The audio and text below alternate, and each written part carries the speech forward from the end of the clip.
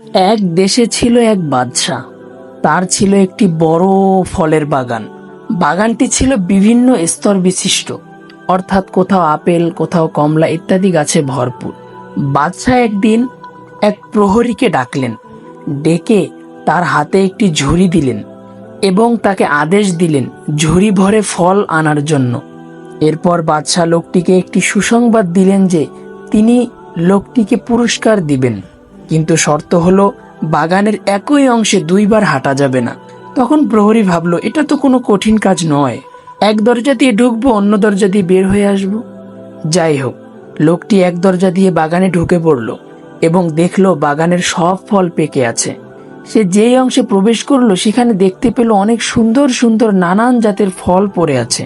কিন্তু প্রহরী ভাবলো অন্যদিকে হয়তো আরো ভালো ফল পাওয়া যাবে। এই ভেবে সে ওখান থেকে আর ফল না নিয়ে সামনে এগোতে লাগলো। এভাবে সে আরো ভালো ভালো ফলের সন্ধান পেল। পরে তিনি সেখান থেকে কিছু ফল সংগ্রহ করে নিলেন এবং পরে তিনি আবার ভাবলেন আরো ভালো ফল সামনে পাবেন এবং সেখান থেকে নিবেন। ব্যক্তিটি সামনে গেলেন, গিয়ে দেখলেন একই অবস্থা, বাগানের এই অংশে কেন ফল নেই।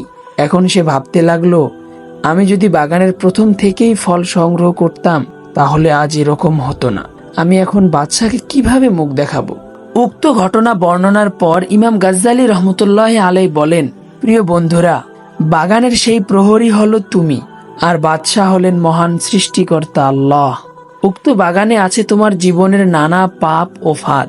তোমাকে সেখান থেকে বেঁচে থেকে ভালো কাজগুলোকে সংগ্রহ করে বেঁচে থাকতে বলা হয়েছে। প্রিয় পাঠ্য, আজকের এই গল্পের দ্বারা আমরা যা শিখতে পারি এবং যা বুঝতে পারি তার উপর মহান রব্বুল আলামিন যেন আমাদেরকে আমল করার তৌফিক দান করেন। আমিন।